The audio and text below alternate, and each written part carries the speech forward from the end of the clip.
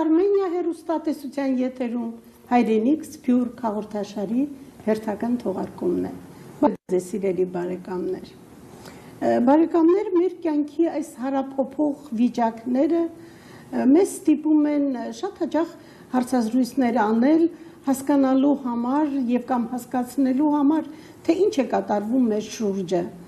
Պետք է ասենք, որ մեր շուրջը շատ անհասկանալի բաներ են կատարում, երբեմն մենք վերլուծում ենք եւ սխալ ենք վերլուծում, երբեմն մեր վերլուծումը համընկնում է իրականության հետ, բայց մենք օգտագործում ենք ոչ միայն մեր հնարավորությունները, սեփական անձնական կարծիքները, տպավորությունները հայտնելու, այլ նաեւ հրավիրում ենք հյուրեր, որոնք մեզ կյանք ապրած մարդիկ են, որոնք շատ բաների մեջով են անցել, որոնք շատ լավ են կարողանում գնահատել իրավիճակները։ Եվ այդ առումով իհարկե այսօր հաճույքով ներկայացնում եմ հյուրին գրող հրապարակախոս Լուսի Սոլահյանին, որը 13 գրքերի հեղինակ է, գրքեր բազմաժանր բովանդակությամբ, այստեղ եւ պատմվածքներ են, եւ վեպ է, եւ մանկական գրականություն է, մի խոսքով գրականություն, որը իր հետ ամբողջ իր կյանքի ընթացքում եղել է, դա նշանակում է, որ իր կյանքի ընթացքը եղել է ուսումնասիրությունների, հետևություններ անելու, հնարավորությունների բացահայտումների կյանք եւ տարիներ։ Այսօրվա հարցազրույցը մեր ընդհանուր կյանքի է տարբեր հարափոփող այս երևույթների մասին է։ Ողջույն Տիկին Սոլահյան։ Ողջույն։ Ուրախ եմ, որ այսօր հաղորդաշարի հյուրն եք, մենք 3 տարի առաջ էինք հաղորդում արել, թե 2 տարի առաջ, եւ բավականին ժամանակ է անցել։ Մեր ընթացքում շատ ռեալ փոփոխություններ եղավ մեր կյանքում, մեր կյանքը ասած մենք միշտ մեր կյանքը կապում ենք Սփյուռքի եւ հայրենիքի կյանքի հետ, այս շարժումների հետ, այս փոփոխությունների, հեղափոխությունների, դրանից եկած շատ կարեւոր նաև հոգեբանական, բարոյագիտական եւ այլ խնդիրների առաջացման հետ։ Այսօր ես ուզում եմ հարցը այսպես սկսել։ Այսօր Սփյուռքի եւ հայրենիքի ներկա վիճակը ինչպես է գնահատում, ինչպիսի արժեքներ են ստացել Սփյուռք հայրենիք հարաբերությունները, ինչպիսի նոր մոտեցումներ եք ակնկալում, որ լինեն ավելի ակտիվացնելու, ավելի այսպես տարբեր բնույթի զարգացումների մեջ տեսնելու համար, համեցեք խնդրեմ։ Ժամանակին հայրենիքը մեզ համար երազ էր միայն հերվից թիդել եւ իմանալ թե ինչ կացի գտարնա, արդեն չէին կրնար, քանի որ բանակուրը կոց էր, բայց հիմա ամեն ինչ բաց է եւ ամեն ինչ մեջտեղն է հարության դրված է եւ ովևէ հայ ինչ որ ուզե գիտնալ պատրաստ է իրեն համար թաշտը աշխատելու հայրենիքի հետ, հայրենիքի թրոշակը բարձր բահելու եւ հայրենիք Սփյուռքը ամբես միացնելու որ մեկ լան հայրենիք Սփյուռք բզիկ քծիգոմը իրար գապված է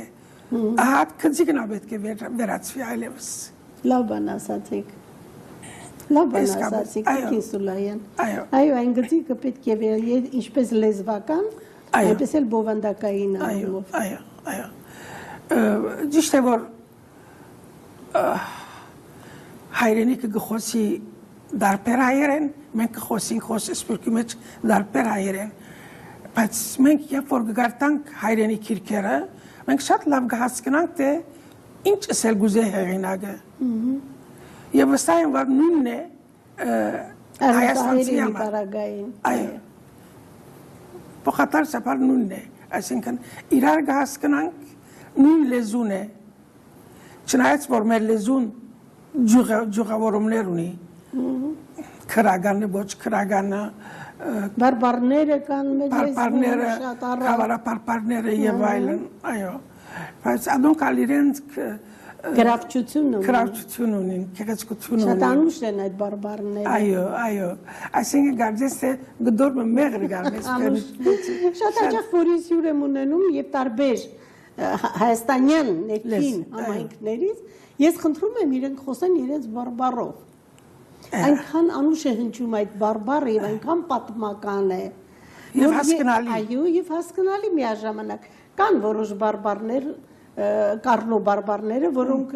անհասկանալի են, դժվար են, այդ դեպքում ասեմ խոսեք գրական արևելահայերենով, բայց առհասարակ մյուս բարբարները այնքան հետաքրքիր են իրենց հնչեղությամբ, իրենց պատմականությամբ, իրենց դրսևորման ձևով, կերպով, անգամ ձայնով։ Այո։ Հետաքրքիր է շատ։ Ես երբ որ բզիկ էի, հայրս ասկագան ուներ, սասունցի էր, ուշեցի, ուրեմն իր կավարապարպարը դարբեր էր։ Եվ ես շատ կսիրեի այդ մարդ, երբ որ խոսեր, ես մդիգն էի։ Իսկ հիմա դարբեր երաժշտություն մը գա հայրենիքի մեջ կորզացված հայերեն լեզվի և մեր լեզվի։ Ոմանք մեր լեզուն գահավնին, սպյուրկահայի հայերենը որպես մաքուր, որպես անեղծ, որպես աս, որպես ան։ Բայց հայկական լեզուն, որ գխոսվի հիմա հայերենը Հայաստանի մեջ և այլուր, ատալ մուզիկալ է, շատ գեղեցիկ է, կնում եմ, կալիս եմ, շարավոր է։ Գեղեցիկ հնչեղություն ունի։ Այո, շատ։ Այո, նույնքան գեղեցիկ է նաև շատերը, որ անդադ պայքար են տանում, որպեսզի միօրինականացվի արևելահայերեն, եւ ես ասում եմ, ախր ինչու եք այդքան պնդում։ Մենք երկու գրական տարբերումով էլ ունենք հանճարեղ գրականություն։ Դրանով մենք ավելի ենք հարստանում։ Պարզապես այս արևելահատվածը պետք է սովորի մի փոքր արևմտահայերեն, արևմտահայ հատվածը արևելահայերեն, բայց միաժամանակ ասում էի, որ կյանքը ինքը կբերի այդ միօրինականացմանը։ Տեսեք այսօր ինչ է կատարվում Հայաստանում, երբ 5 ամիս Հայաստանում է եւ դիտարկումներ է անում, հաճույքով անդրադարձա այն փաստին, որ Սիրիայից եկածները արդեն շատ որոշակի խոսվածքի առումով իրենց կնիքը դրել էին Հայաստանի վրա։ Շատ հիանալի արևելահայերը հասկանում էին արևմտահայերենը։ Տեսեք, պարզ ներթափանցումով լեզուն նոր եւ այդ դեպքում երբ որ խոսում ենք լեզվի մասին եւ խոսում ենք երկու լեզուների անուշության եւ փոխներթափման մասին, մենք միշտ հիշում ենք Վարան Փափազյանի հետադարձ հայացքը։ Նմուշ երկու լեզուներով գեղեցիկ խոսելու համար։ Գրիգոր Զոհրաբը։ Այո։ Օրինակ, Վահանդերյան, բոլորովին, այսինքն չկնաղ է երկու լեզուներն, Թեքեյանը, Խոյագապ։ Ես երբեք դժվարություն չունեցա, հագարակ, որ հայերեն ուսում չեմ արած, միան մեկ տարի հայկական դպրոց կացել եմ 6-րդին։ Ես հոն ծանոթացա հայ քրոներու հետ, անգե առաջ ես ֆրանսական թեկումով դպրոցն էի, ինձի համար Փոլ Վերլերն էր, Ժան-Ժակ Ռուսոն էր, Ասերան էր, բայց երբ որ հիմա գպախտանեմ Բեդրոս Տուրյանի լճագը և Լամարտինի լոլակը, գտեսնեմ, որ Բեդրոս Տուրյանինը շատ ավելի կերազանց է։ Քնքուշ է ավելի։ Ինչու ապշած ես լճակ։ Եվ չեն խայտար։ Կոալյա։ Այսինքն այնքան նուրբ, այնքան եթերային հոյագապ է։ Իհարկե, արևմտահայերենում մենք ունենք հանճարեղ գրականություն եւ հանճարեղ գրողներ, եւ դա երբեք չպետք է մոռանանք, եւ ես միշտ այն կարծիքին եմ, որ երկու լեզուներով մեր հանճարեղ գրողների ներկայությունը անցյալում եւ այսօր մեզ ստիպում է հարգանքով վերաբերվել եւ փոխադարձ հերո չի, ուրիշինը չի, մերն է, սովորեք։ Նա էլ սովորեք, նա էլ սովորեք, ինչ է պատահել։ Ես երբեք դժվարություն չունեցա։ Երբեք։ Իսկ ինչպես է գնահատում ներկա քաղաքական վիճակը Հայաստանում հեղափոխությունից հետո։ Այ ինչ գիտնամ։ Դա հեղափոխություն էր հեղափոխության իմաստով, թե հեղափոխություն պետք է դառնար նախ եւ առաջ հոգեկան բնավորության նկարագրի։ Ես կուզենայի երկրորդը լիներ։ Մարդիկ իրենց հեղափոխությունը ապրեին ներքնապես, ապրեին բարձրանար մարդկային գիտակցությունը, ով ուզում է լինի հանճարեղ Նիկոլը լինի, երրորդը լինի, չորրորդը լինի, երբ մարդու գիտակցությունը ցածր է, երբ մարդը այսօր հեղափոխությունից հետո նորից կաշառք է վերցնում, Ինչ պետք է կարողանա նա այդ հեղափոխությունը հաղթահարել։ Adică գուկա սովետական դարիներու շատ դժվար է արմատախիլ լինել, բայց որ արմատ կդած է արդեն, արմատը դագից կդրելնալ, ժամանակ կառն է, սղոցել պետք է։ Շատ երկար ժամանակ եւ դա մենք պետք է մեր ժողովրդին ասենք, որ այդքան մի սպասեք։ Մի սպասեք, մարդու նկարագիր է կերտվում, նոր նկարագիր։ Պատկերացրեք, դուք մարդուն շրջում եք գրեթե 360 աստիճան, այսինքն զերոյից եք սկսում։ Դա ժամանակ ուզե։ Ես առաջին անգամ որ Հայաստան կացի, ինձ շուգա դարին, որ պամ մարնեմ բզիկներուս համար նվեր դանիմ, ծախողը գսե ասոն կամյան ուս չիգա հետո կավելցին է կովնդի, դագից կա, եթե գուզես դագից պերեմ, ես ասի արդոք ինչ է դագիցը, վերջ հասկացա որ ինչ է դագիցը։ Իմ գրքերի մեջ շատ մանրամասն եմ ես գրել ինչ էր տակիցը։ Տակիցը դա սովետական տնտեսական հայցակարգ էր, որը մշակել էի տակիցի մասնագետները։ Ես գուզեմ գարտալ ծեր գիրքը եւ հետո խոսել այդ մասին, դեսնեմ թե ինչ պիտի հասկանամ, այդ տակիցը չէ ծեր գրածը։ Դա նույն տակիցն է։ Նույն տակիցն է, Տիկին Սուլայան։ Ինչ կարող եք ասել ձեր նոր աշխատանքների մասին։ Մեր սեղանին հիմա առատորեն ձեր գրքերն են դրված, շարված, հետաքրքիր բովանդակությամբ, հետաքրքիր վերնագրերով։ Ես կասեի, սա ձեր կյանքի պատմությունն է այսօր հիմա սեղանի վրա դրված։ Եվ այնքան կարևոր թեմաների եք անդրադառնում, այ խնդրեմ Օնիկ Սարգսյանի հետքերով, շատ իմիջիալուց ասեմ, շատ հաջողված գործ է, ես սա ընթերցել եմ, անավարտ սիրաննվագ, որը Հայաստանում է տպվել կարծեմ։ Այո, այստեղ կան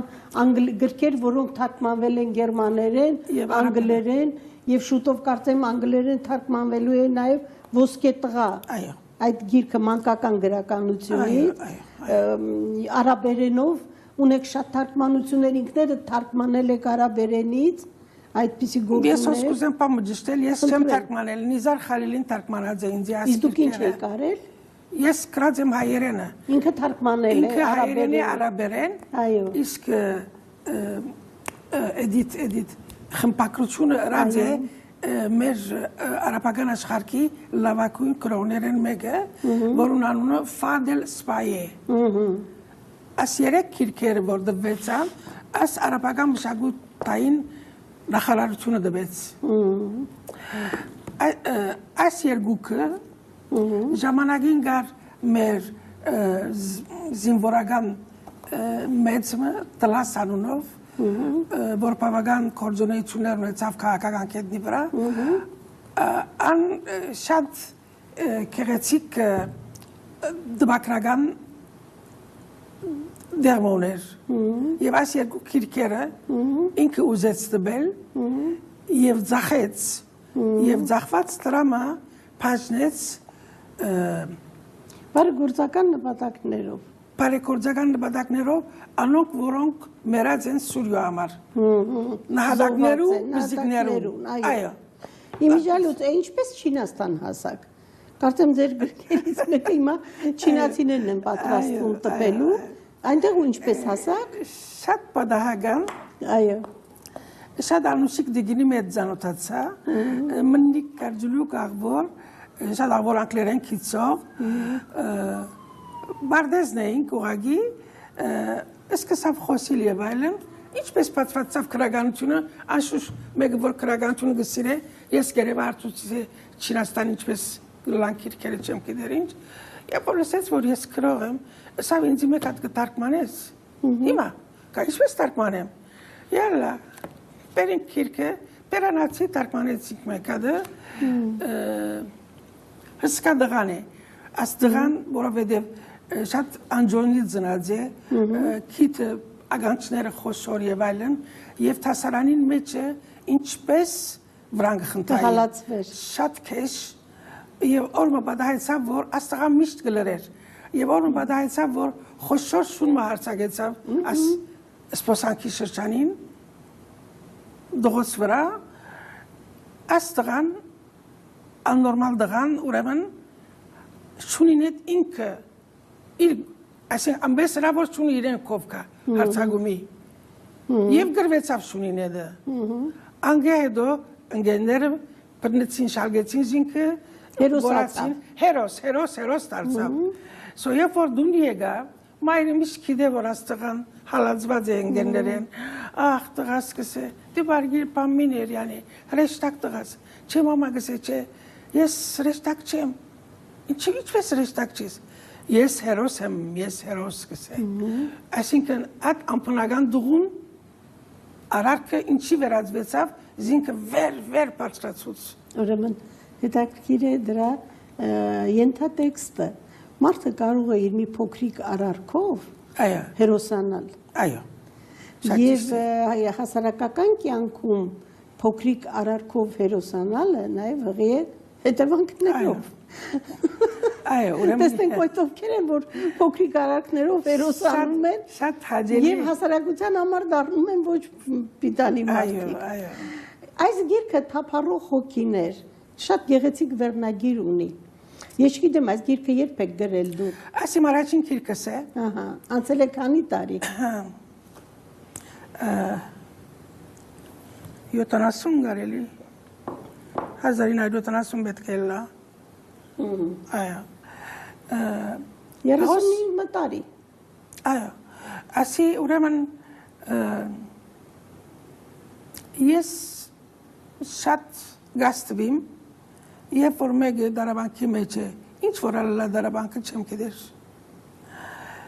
ուրեմն օրը շատ մեծ ակսիդան բադայեցավ եւ երիտասարդ ուսանողներ իրենց օտոկարին մեջ շատ արագ կերտար զոհվեցին չէ բադշկամի մդագեն գանցին իրենք ալ բոտքի երկեն ուրեմն բադշկամին դագեր անցած ադենը գլուխները գճարթե այդ ակսիդանը շատ քեշեր ադիգա եւ ես արդահայտեց ցած մասի բայց ի՞նչն է հետաքրքիր է այս վերնագրի տարաբանքի անշուշտ տարաբանքի համասնելը բայց թափառող հոգիներ այսքան տարի անց հիմա շատ հաճախ գիտական աշխարհը ուֆոլոգիան խոսում է այն մասին որ մեր շուրջը թափառող հոգիներ են որ իրոք դրանք գոյություն ունեն դրանք թափառում են եւ շատ հաճախ դիզերագնացներն են դա տեսել օդանավորդներն են տեսել այդ թափառող հոգիներին հրեշտակներին որոնք մեր շուրջը թափառում են ու պատտվում են երբեմն տեսանելի երբեմն անտեսանելի նայած թե արևը եւ կամ այդ ճառագայթները ինչպես են դառնում մեզ համար տեսանելի են դարձնում թե ոչ տեսեք այդքան տարի անց բացայտվում է որ իրոք հրեշտակներ կան ընդհանուր առմամբ բոլսահայ կյանքն է այո ցկնորսներու կյանքը հայ-թուրք հարաբերություններն են ոչ ամուսնությունները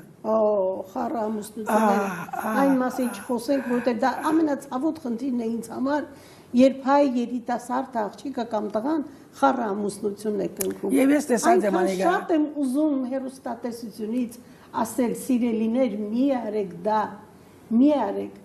հայի տեսակը գենը այնպիսին է որ չի ընդունում օտարամուսնություններ նա ընդունում է երջանիկ է միայն իր արմատով իր գենով երբեք դա չպիտի մոռանան եւ ծնողները պիտի չխուրախուսեն օտարամուսնությունները մեկը երջանիկ չեն լինում իրենց զավակները տարիներ անց բացահայտվում է որ դժվար է եղել այո ես բոլիս էի ասկականիմ դարի առաջ ուրեմն հանդիպեցա Զահրադին եւ Զարեխ Խրախունի Զահրատեստանը եղել է բայց իրենք իշխանած կղզում էին ինչպես իշխանած կղզում էին ապրում Զահրատը այո եղբորս այդ տրացի էի այո իրենք միշտ ամառները եւ Խրախունին եւ Զահրատը անցկացնում էին իշխանած կղզում մեծ կղզին այո որը հայկական կղզի է այսինքն ոչ թե հայկական հայերն են այդտեղ շքեղ վիլաներ կառուցել այո այսինքն հոն Զարե Խրախունին այսպես խոսքեր որ գլագոր սա որ լուսիկիդես իմ նունս մեջ նալգադակ պաման իր դղան գարձեմ թրկուհի արած է ադակ բամներ։ Այո, պատմել է, մեզել է պատմել, այո, տեղյակ ենք եւ շատ տեսակ մարդը ցավ էր ապրում, ողբերգություն էր ապրում։ Ես ուրեմն իմ շրջանից, որ ես 5 տարի բոլիս ապրեցա, տրացիմ ունեցա, որ հայ աղջիկն է Թուրքիա ամուսնացած է, փախած է Թուրքի հետ, հայրը ձեծած է իրեն ասրած է, անրած է, փախած է, բսիկ եղած է, փախած է։ Ուրեմն ես իրեն հետ տրացի եղա, երբ որ լսեցի, որ ինքը Թուրքի հետ փախած է, ես Թուրքադան գոչեի երբեք, բարև բիչրամ իրեն։ Օրուն դեսա որ մեկը թուրքը գզարնեգոր։ Աղջիկը սավ ինձի, տուն ինչու ինձի բարև չես տարգոր։ Սե տուն Թուրքիա ամուսնացած ես։ Ես լսեցի, որ սավ տունը կրես կոր եղեր։ Ես քեզի պատմությունս կկրես, ինչ վիդնեմ քո պատմությունը դեսի, հազարներ կան քեզի վես, ոչ սավ։ Ես քեզի պատմություն կրեի եւ դես։ Եվ պատմեց, թե ինչպես գդորմը ցուգի փալամուդի համար իրեն պես դասնյակ աղջիկներ թուրք տղաներու հետ ելեին ցերեգը կամ քիշերը կամ ինչ որ է։ Աղքատությունը ինքը ինձի բադ պերապտրապ, ասի չի դեռնարալա։ Մարդը երբ քաղցած է, աչքին չի երևում այլես ոչ ազգային պատկանելություն, ոչ սկզբունք, ոչ գաղափարախոսություն։ Քաղցած մարդը մի բան է երազում, մի բան ուտի։ Այո։ Շատ կյանքի մեջ բաներ կան դրվածներ, որոնք վերջնական ձևակերպումներ չեն կարող ունենալ։ Քույրս տոկախտեր գսե, եւ մենք ուդելիք չունեինք, երբ որ երթա իրեն հետ ազդուղունեդը պակետներով ինձ գպերեր ես ակրոջս կդանեի։ Ես կրոջս համար զոհվեցա գսե։ Հաղորդումը մոտեցավ իր ավարտին, բայց այս հարցը պետք է նաև քննադատենք, խոսենք ընտանիք եւ բարոյականություն կամ այս երկուսի ներդաշնակությունը։ Այսօր մեծ պետությունները, այս հրովարտակները, որ արձակեցին միասեռ ամուսնությունների, այլասեռեցին ամբողջ հասարակությունը, ուղղակի մի հարց է առաջ գալիս։ Այդ հարց ուզում եմ ձեզ ուղղել իբրև գրողի։ Արդյոք տղամարդ եւ կին հարաբերությունները հոգնել են արդեն։ Ինչ պահանջ է միասեռ ամուսնությունների պահանջը, որը ինձ համար անբարոյականության գլուխգործոցն է։ Այսինքն Աստծո պատվիրանների դեմ է։ Բնության դեմ է։ Բնության դեմ է։ Հոգնել են արդյոք կին եւ տղամարդ հարաբերությունները։ Վերջերս մի բառով կարող եք ասել։ Իա հոտված մգարտացի գսե թե զնուտեն ասոնք անանք բան չի կա։ Չէ։ Անանք բան գոյություն չունի։ Ոչ։ Ուրեմն վարժություն է։ Ոչ։ Դա ուղղակի պատճառաբանություն է մեղմելու համար այդ երևույթը։ Անշուշտ անպնական երևույթ է, շատ անպնական է, եւ ատկե ինչ շիվանտություններ դուրս եկան։ Ներողություն, այդ ամբողջ աշխարհը դարձավ միասեռ։ Բայց խոսվում է մեծ քանակի մասին։ Բայց քանակը եթե կար առաջ մենք ինչու չգիտեինք։ Եվ առաջ մենք տեսնում ենք օրինական ընտանիքներ, օրինական ամուսնություններով։ Այո։ Այսօր բանից բարձում է միասեռը եւ ընտանիք կարող է ունենալ եւ զբաղվել դրանով։ Եթե դու ընտանիք ունես, զավակներ ունես, ինչու է ինչպես ես դրանով զբաղվում։ Բայց ինչ մանուկ տարիների մասին է խոսքը։ Ոչ սայլասարվածություն է։ Տիկին Սուլայան, շնորհակալ եմ։ Խնդրեմ։ Ձեր այցի համար շնորհակալ եմ, որ մենք այս կարճ ժամանակում փորձեցինք կարծիքներ փոխանակել եւ փորձեցինք մեր հեռուստադիտողներին մեր կարծիքները արտահայտել, արդյոք ընդունվի չընդունվի դա իրենց խնդիրն է, բայց մտավորականի ձեր պարտականությունը այն էր, որ ձեր կարծիքները այո եւ ձեր սկզբունքները ներկայացնեիք։ Շնորհակալ եմ։ Խնդրեմ։ Ձեզ մտագույն հաջողություններ եմ ցանկանում, դուք այն գրողն եք, այն կինը, որը չի դադարում, որը չի հոգնում, որը շարունակ պրպտում է, որտեղ շատ պայծառ հայացքով եք նայում աշխարհին, երևույթներին եւ մարդկանց։ Ձեզ հաջողություն եմ։ Խնդրեմ դինալինա, իսկ դուք պետք է ասի եւ գսեմ, ծեր բայձար թիմակից բայձարություն գներչն չէ, բայձար շողեր գարցագե հերադեսիրել, դուք բարի եկաք, միշտ եկեք հոս, կացեք Հայաստան, գիտեմ, որ դու դեղ ունի կատեղը, բայց մենք հոս ցեզի շատ պետք ունենք։ Շնորհակալ եմ։ Խնդրեմ։ Եվ դե սիրելի հեռուստադիտողներ, մինչև նոր հանդիպում եթերում ցտեսություն։